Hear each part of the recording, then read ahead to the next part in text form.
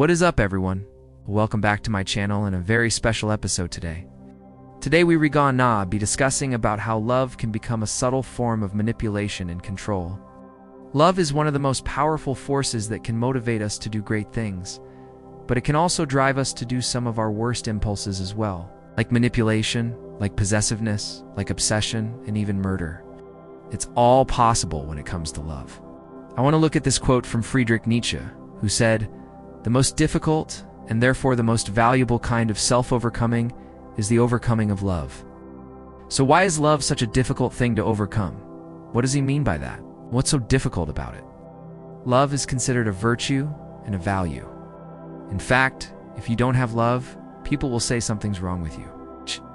But Nietzsche here says that love can be the most difficult thing to overcome, the most difficult kind of self-overcoming. So why would he say that? He goes on to explain this idea further by saying, "My formula for human greatness is amor fati, that one wants nothing to be different. It's not in the future, not in the past, not for all eternity, not only to endure what is necessary, still less to conceal it all. Idealism is falseness in the face of necessity, but to love it." Let me repeat that again. My formula for human greatness is amor fati, that one wants nothing to be different. Not in the future, not in the past, not for all eternity, not only to endure what is necessary, still less to conceal it all. Idealism is falseness in the face of necessity, to love it. So here Nietzsche is telling us that to be great, to be strong, to be capable of something extraordinary, it takes more strength to accept the reality of your life, to love it, to love your fate than it does to try to escape it, or deny it, or change it, or wish for it to be something else. For instance, let's say you're constantly comparing yourself to others. You feel inadequate, right?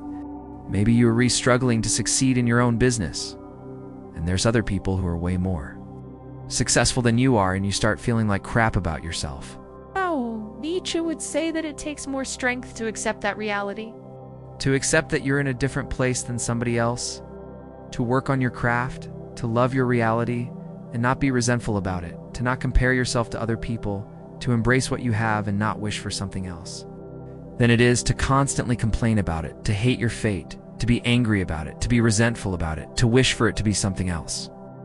Nietzsche is basically telling us that strength doesn't come from changing reality, or trying to change reality, or resisting it, but instead from accepting reality, embracing it, loving it, and working within that structure to become better.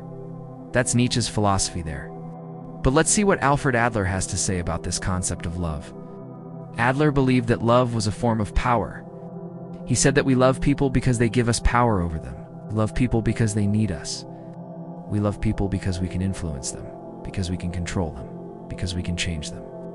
This sounds pretty dark, right? But think about it. We get attached to people because they depend on us. When you have someone who depends on you, you have power over them. You have a certain amount of control over them. If they need you, then you become important to them.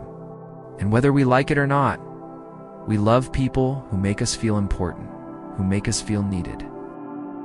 Think about your parents, right? You were totally dependent on your parents when you were a child. They took care of you, they fed you, they clothed you, they housed you, they loved you. You were totally dependent on them. And so you formed an attachment to them. You felt that you needed them. They made you feel important, made you feel like you had a purpose. Same thing happens when you find a romantic partner, right? Or a friend.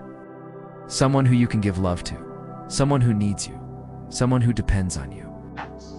That person becomes important to you. You might even go out of your way to make sure that that person is happy, because you get some sort of satisfaction from knowing that you made them happy. Oh, so yeah. Our relationships are based on mutual dependence. Both get something out of them. But this idea that love is a form of power and control isn't exactly a new one. In fact, Robert Greene's book, The Art of Seduction, which, by the way, if you've never read it, I highly recommend it. It's actually a really good read. He discusses the idea of love as a form of control and seduction. He says that the ultimate form of seduction is getting someone to fall in love with you. Because once you get someone to fall in love with you, you can control them, like Alfred Adler said. When someone loves you, when someone is attached to you, you have power over them. You have a certain amount of control over them. And Robert Greene goes into more detail here. Gives us 3 rules to follow in order to use love as a form of control. First rule, he says, Act intimate. Be intimate, even if you aren't. People will interpret your actions in an intimate way. So this means that you can pretend to be intimate with someone, pretend to care about them, pretend to love them, and they will pick up on that. They will feel like you really care about them, will feel like you really love them, even if you don't. So this is where things get dangerous. If you can make someone feel like you love them, you can control them, you can manipulate them, you can get them to do things that you want them to do, simply because they think that you love them. Second rule he gives us is this: make it clear that you are dazzled by her.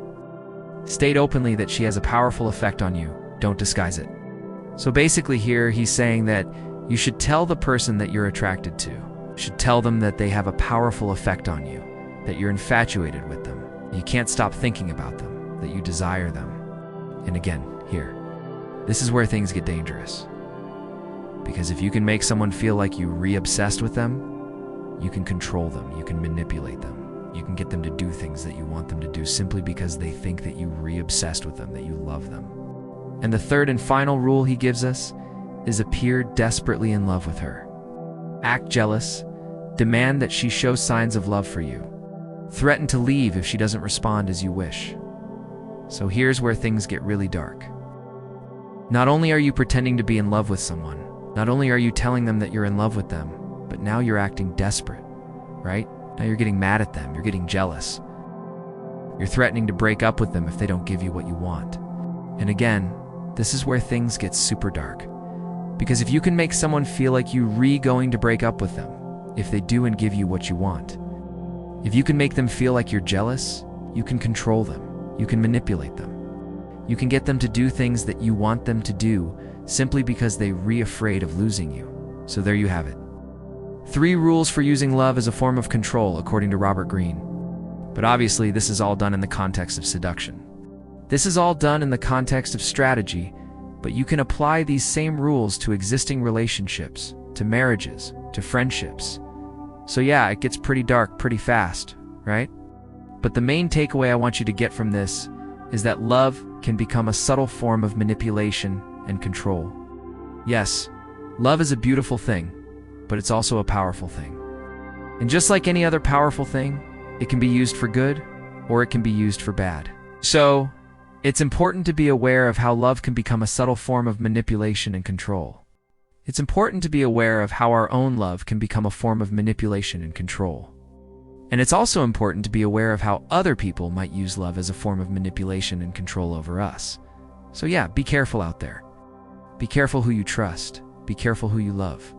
Love can be a powerful force for good, but it can also be a powerful force for bad. So choose wisely. So I hope you guys enjoyed this episode. I hope you got some value out of it. I want to thank you guys again for all of your support for this channel. And I will see you in the next one. Bye.